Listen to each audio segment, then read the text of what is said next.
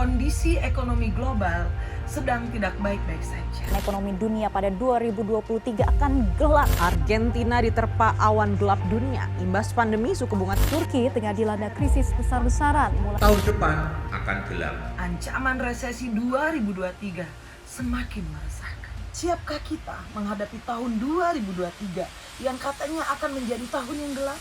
Kita simak penjelasan selengkapnya bersama Richard Putra, founder bisnis milenial dan master online community. Malam ini ngebahas tentang resesi ya Richard ya.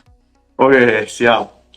Iya, Boleh. iya sahabat Nutrimak, sebelumnya saya kenalin dulu nih Richard, nanti di akhir juga kita akan minta Kak Richard juga untuk bahas sedikit ya tentang Kak Richard. Oke, Richard aku langsung ke pertanyaan ya. Nyapa-nyapa terus deh nanti nggak selesai. Oke. Ya. Richard, ini kan pembahasan tentang resesi ini kan trending topik. Di mana-mana kita lihat bahkan RI1, Sri Mulyani, semuanya juga ngebahas tentang resesi gitu loh. Nah ini tuh sebenarnya kadang-kadang bikin kita takut. Sebenarnya menurut Richard ya, resesi itu apa sih? Dan kenapa resesi kali ini sangat ditakuti? Coba. Oke. Ya, resesi ini dulu deh apa? Oke.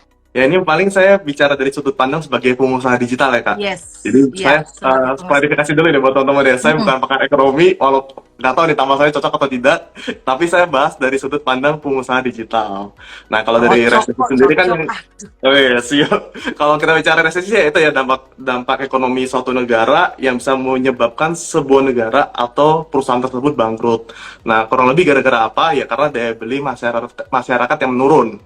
Nah, karena menurun ini gara-gara apa nih? Banyak penyebabnya. Contohnya ya seperti sekarang. Ya, kalau sekarang ini kan, sekarang udah banyak produk-produk dari luar negeri yang masuk ya, Kak.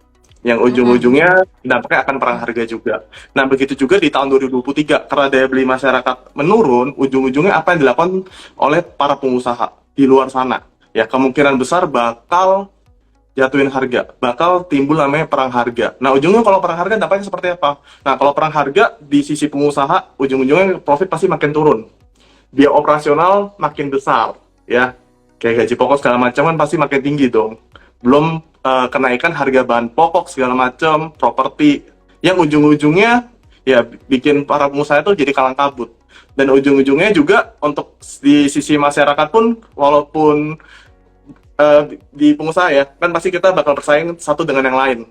Nah, kalau kita bersaing satu dengan yang lain dengan prinsip jual harga termurah, ya ujung-ujungnya gimana mau survive gitu. Nah, ujung-ujungnya banyak perusahaan pasti bakal bangkrut. Dan di tahun ini aja kalau kita lihat ya, kalau dari startup sendiri kan udah banyak banget ya, PHK di mana-mana. Bahkan tadi saya baru dengar Kak, Meta itu baru PHK kurang lebih 11.000 karyawan. Oh, itu gede banget gitu ya. Itu di luar negeri itu. Nggak tahu nih nanti di Indonesia bakal seperti apa ya. Padahal sahamnya lagi naik tuh. Iya, sahamnya lagi anjlok. Kemarin sempat anjlok hampir 70%. Ini tadi agak naik dikit sih. Tadi saya ada sempat lihat juga sih. Jadi kurang lebih dampaknya itu bakal di seluruh dunia, termasuk Indonesia sendiri. Walaupun jujur mungkin dari Indonesia sendiri masih ada kelebihannya. Nanti kita bakal bahas. Oke. Nah, tadi udah dijawab belum sih yang kenapa sih resesi kali ini lebih ditakuti, dan kira-kira apa yang membedakan resesi kali ini dengan tahun-tahun sebelumnya, Richard? Ya, kalau kenapa resesi kali ini lebih ditakutin, ya simpelnya kemarin kan kita baru kena pandemi ya, dari 2020, 2021. Itu aja dampaknya udah luar biasa banget, terutama buat para pengusaha yang bergerak di offline ya Kak ya. Industri konvensional, offline, itu kan udah pasti kena banget dong. Ibarat nggak bisa jualan. Ujungnya nggak bisa jualan gimana? Ujung-ujungnya mereka mesti belajar online. Sedangkan belajar online itu aja, ceritanya pasti rata-rata gaptek. Ya, rata-rata gaptek, rata-rata bingung. Gimana cara buka toko online di marketplace, di sosial media seperti apa. Mereka butuh waktu buat adaptasi, buat belajar. Belum butuh waktu lagi buat adaptasi ngebangun sistem. Karena kita bicara bisnis online itu bukan hanya sekedar pasang produk di toko online, di marketplace, habis itu jualan. Nggak seperti itu prinsipnya. Nah, kalau bicara bisnis online ya, kita harus bicara tentang inovasi. Ya, di mana sekarang itu banyak perubahan ya. Kayak sekarang ada zamannya TikTok Ads. Kemarin zamannya Facebook Ads. Itu banyak sekali yang di mana itu para pengusaha yang mungkin awam, itu kan mereka masih pelajarin dari nol. Kalau nggak bisa gimana? Ujung-ujungnya kalau nggak bisa pasti boncos. Udah habis waktu, boncos pula gitu kan ya. Ujung-ujungnya nggak bakal bisa survive. Gitu. Itu di sisi kalau bicara kenapa menurut saya lebih menyeramkan. Itu di tahun 2020 sampai 2021 ya. Jadi ibarat tuh 2 tahun tuh ibarat udah kena banget gitu. Nah, di tahun ini ada namanya Fed tapering ya, di mana banyak investor asing itu udah nggak lagi investasi di Indonesia. Mereka berpindah ke US. Terus dari Amerika Serikat sendiri dia cetak uang makin banyak, yang ujung-ujungnya rupiah diprediksi di tahun 2023 bakal tembus ke angka 16.000 rupiah.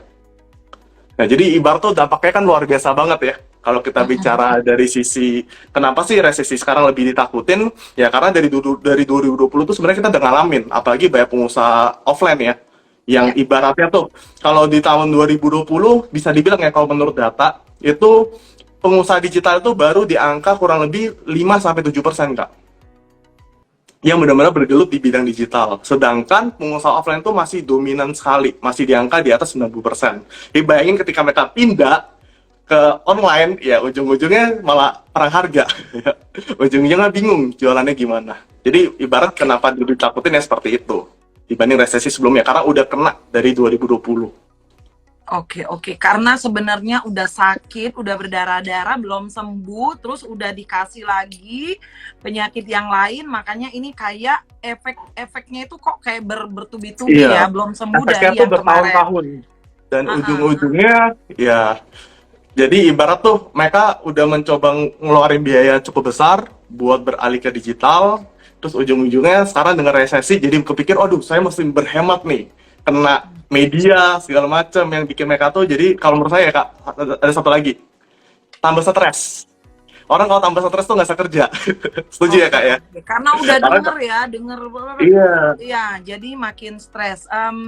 Oke, ini sambil Kak Richard jelasin, sambil saya juga bertanya pertanyaan-pertanyaan dari sahabat Nutrimak, sambil sahabat Nutrimak juga sambil bisa nanya ya. Nih saya simpen dulu pertanyaan dari Awaludin. Bang, menurut Abang sendiri UMKM di jalan ketika akan menghadapi resesi, apakah bakal makin turun dan apakah bisa survive sama pebisnis online? Ini kita simpen dulu ya, kita tanya dulu pertanyaan-pertanyaan dari sahabat Nutrimak yang kemarin udah di DM ke IG-nya Nutrimak Indonesia. Ya, simpen dulu ya, Sel. Awaludin, oke.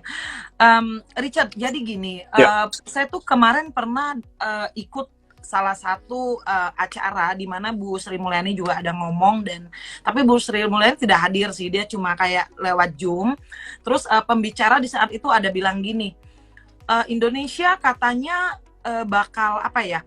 Indonesia itu gini, kayak corona aja katanya Indonesia kuat-kuat, tulangnya dari kawat gitu-gitu kan, pokoknya kuat-kuat lah gitu kan. Nah, tetapi tetap kena juga. Nah, mengenai resesi ini kan katanya Indonesia nih kuat-kuat, tapi mungkin kena juga, cuma lambat ya, gitu kali ya. Oh, oke. Jadi kalau bicara apakah Indonesia bakal kena resesi gitu ya? Iya. Nah, kalau bicara Indonesia bakal kena dampak resesi, ya ini kita bicara dulu negara-negara lain ya, Kak. Sebenarnya negara-negara lain tuh sebelum 2023 ya udah banyak kena kan resesi global. Apalagi di tahun ini. Tahun ini kan banyak kayak ada perang Rusia Ukraina. Itu kan dampaknya ke contoh di negara Eropa atau nggak di Inggris ya. Jadi di Inggris sama Eropa kan ibarat suplai gas Rusianya itu kan diberhentikan. Apalagi nih kemarin saya dengar kabar. Jadi ibaratnya kan udah mau masuk musim dingin ya, Kak. Kita beruntung di Indonesia. Di Indonesia kan negara yang tidak ada salju. Nah, mereka ini di bulan-bulan ini gugur menuju musim dingin kan. Itu ibaratnya pasokan gasnya kan berhenti. Nah, sedangkan kalau di Inggris itu 40% listriknya itu berasal dari PLTG, pembangkit listrik tenaga gas. Nah, jadi kita bisa bayangin di Inggris tuh situasinya seperti apa tuh. Gara-gara krisis listrik, gara-gara krisis gas, itu kena banget dampaknya. Gara-gara apa? Perang Rusia Ukraina, itu salah satunya. Belum kalau kita bicara negara Turki. Turki itu kemarin tuh saya dengar kenaikannya itu sekitar 85% inflasinya. Habis pulang dari Turki juga ya, Richard? Iya, saya kan baru pulang kan. Jadi kemarin ngobrol-ngobrol juga sama penduduk di sana gitu kan. Jadi seru banget gitu. Ya? Oh, ada. Dapat cewek Turki nggak? Coba bikin konten ya. Nggak macam-macam.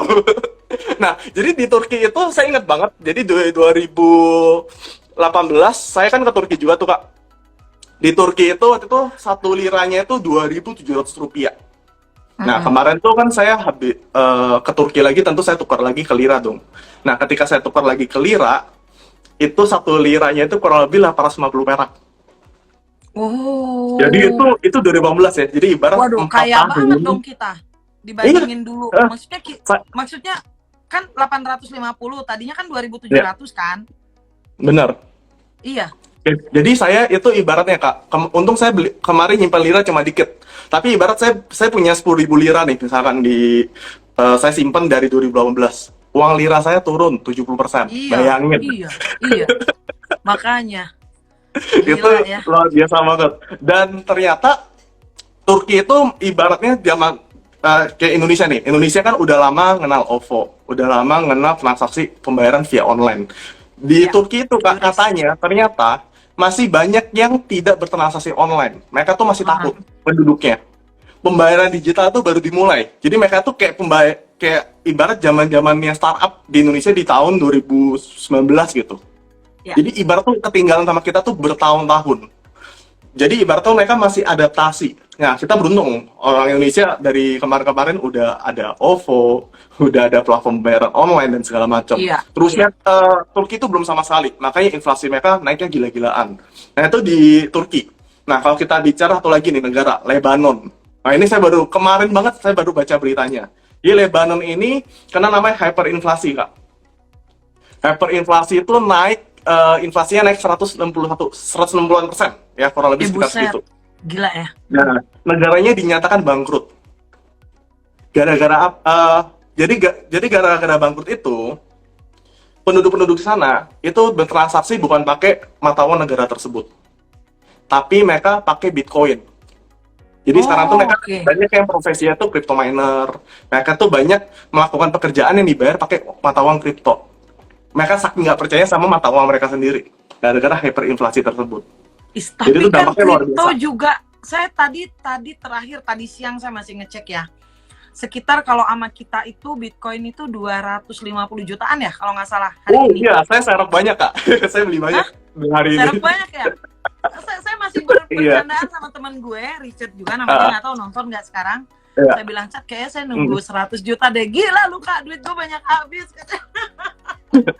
Iya, saya termasuk orang yang berani sih Kak. Jadi ibarat 2 hari ini ketika saya lihat mata uang kripto turun, ini turunnya parah banget. Ini ibarat turunnya tuh udah sama kayak seperti tahun 2020. Ini turun terendah di tahun ini. Udah tadi pagi subuh langsung beli banyak. Ntar disimpan nunggu Bitcoin halving tahun 2024. Ya beda Kak. Kalau kripto ini kan ibarat mata uang harapan baru kalau orang bilang ya.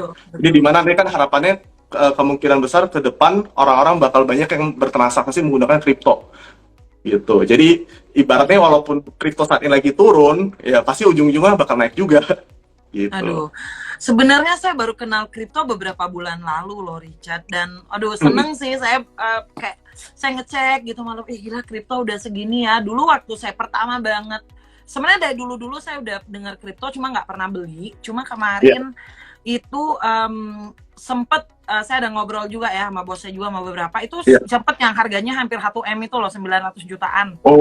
Jangan kakak beli di atas kan? Ya? Nah, iya, terus tapi saya nggak beli nih. Saya pertama banget transaksi kripto itu baru beberapa minggu lalu sama salah satu teman saya juga yang ngomongin keuangan dan lain-lain. Itu di harga 300 juta sekian deh. Tapi oke lah, kita nggak ngebahas kripto, ini cuma kayak sekilas aja. Jadi inget ya. Artinya ya intinya jangan jadi pucuk kemarin ya. Iya. Pasti lagi berdarah-darah nih sekarang. Maksud saya gini loh Richard sama sahabat Nutrimak, kita tuh harus open mind. Dalam arti gini loh, kita jangan kripto apaan sih, kita belajar. Kayak saya dari dulu saya dengar kripto, saya nggak pernah take action ya. Ada teman saya yang beli kripto kalau nggak salah dulu tahun berapa masih harganya 64 juta waktu itu ya. Dia bilang, terus saya jangan bingung kok mau sih belanja begituan 64 juta kagak kelihatan gitu loh. Nah sekarang setelah harganya kemarin tuh sempat di tahun 2000 akhir kalau nggak salah 2001 gitu tahun ya. Lalu Kak, tahun lalu itu sempat ke $69.000 sekitar 900 jutaan kan. Saya langsung gila, dia kayak udah kaya banget, duitnya berulang kali lipat gitu naik. Dan saya tuh baru ngerti dan baru beli kripto itu sekitar 1 bulanan, 2 minggu lalu lah. 2 minggu lalu lah, sama salah satu teman yang juga Ya, Richard juga Iya. kenal. Terus kita Tapi memang ngomongin, Kak, ah, tapi memang kalau kenapa? dampak resesi 2023 diprediksi ya saham pasti turun. Kripto Nah, katanya itu bisa turun anjlok. lagi katanya ya. Ya, Nah, belanja jadi ya, ya belanja memang banyak ya. karena kenapa ya orang takut buat berinvestasi kan. Ujung-ujungnya Nah, jadi nyimpan cash is king lah gitu ibaratnya. iya, oke. Nah, mengenai cash is king nanti kita bahas tuh ya. Cuma Ya, gini, Richard, kita balik lagi ke yang tadi, kembali ke pembahasan kita. ya.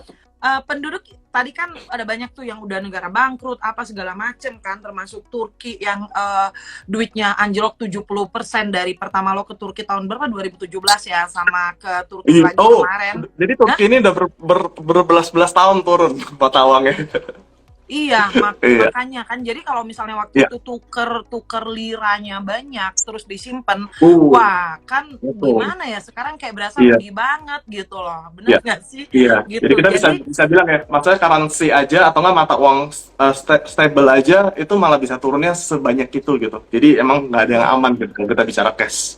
betul, betul, betul. Jadi, tapi kita balik lagi ya ke Indonesia ya, Richard. Itu kan Indonesia ini kan katanya kita kaya, terus kita komoditinya banyak. Penduduk Mm-mm. kita 270 juta. Nah, di samping itu juga penduduk Indonesia ini sebenarnya menurut saya sih spender, karena jujur saya sendiri pun spender. Kayak teman-teman bilang, ini bagus beli, ini bagus beli gitu. Dulu aja nggak cuma itu ya. Kayak saya ikut seminar aja dijualin apa gitu sama yang di atas panggung, saya beli misalnya gitu. Salah satunya saya Oh merasa iya, saya iya. juga gitu kan, iya Saya juga kan. begitu Terus Kak. Iya, iya, tapi kan saya merasa ya itu investasi juga, investasi karena lain kan atas. kita kayak ya buat ngerubah mindset gitu loh, kepala ke Ngobain. atas gitu kan. Mm-mm. Nah, terus kita punya banyak resources lah, nggak cuma sumber daya alam tapi juga sumber daya manusia. Nah, menurut Richard sendiri di Indonesia ini kira-kira terhadap resesi ini gimana? Justru banyak peluang atau justru seperti apa terhadap negara kita nih Iya, sebagai iya, kita penduduk Indonesia gitu? iya. Mungkin kita bersyukurnya tinggal di negara Indonesia ya Kak, negara yang kaya sumber daya alam kan. Jadi Ya, kalau bicara Indonesia, untuk bicara gas deh, Indonesia tuh termasuk yang supply gas salah satu yang terbesar di dunia. Terus kalau kita bicara minyak, Indonesia itu nomor 3 loh kalau kita bicara dari segi Asia Pasifik, terbesar ketiga untuk minyak ya, minyak dunia. Jadi kalau kemarin harga minyak naik segala macam ya memang wajar lah ya, ada pro kontra gitu ya iya, kan ya. Nah, coba iya. kalau Saham bicara minyak juga Indonesia, naik. iya, coba kalau bicara Indonesia sendiri ya kita bersyukur tinggal di negara yang ibarat penuh sumber daya alam. Dan kalau kita bicara data, inflasi Indonesia aja tahun ini kan katanya cukup tertinggi nih. Tertinggi pun kalau bicara angka masih di angka 4,9%. Ya walaupun memang cukup tinggi, tapi kan negara lain tuh lebih tinggi gitu ya. Kayak apa tadi ya, Turki sekitar 85%. Ya, itu kenaikan tertinggi mereka gitu. Belum negara-negara lain. Terus pertumbuhan ekonomi Indonesia pun tinggi gitu, cukup tinggi lah ya. Walaupun mereka kan punya target kurang lebih 7% tuh setiap tahun. Nah, cuma ini kan kurang lebih tadi kemarin-kemarin saya baca berita itu kurang lebih di angka 5%-an. Jadi maksudnya pertumbuhan kita itu masih ada gitu setiap tahun. Sedangkan di beberapa negara lain itu pertumbuhannya ada yang 0,5%, ada yang malah nggak bertumbuh sama sekali, bahkan minus pun ada gitu ya. Jadi ibarat buat teman-teman ya beruntung lah ya tinggal di negara yang kaya sumber daya alam gitu ya, seperti di Indonesia. Tuh, Jadi kalau sahabat ditanya, Nutrimak, dengerin tuh kata Kak Richard. Kita beruntung banget karena kita berada di Indonesia, negara yang punya banyak banget sumber daya, baik itu sumber daya alam maupun manusianya juga banyak. Kalau nggak iya, ada manusia, siapa yang mau belanja? dan Bener. masyarakat kita tuh konsumtif. Dan masyarakat kita konsumtif, benar. Tadi saya bilang spender. Masyarakat kita itu konsumtif gitu.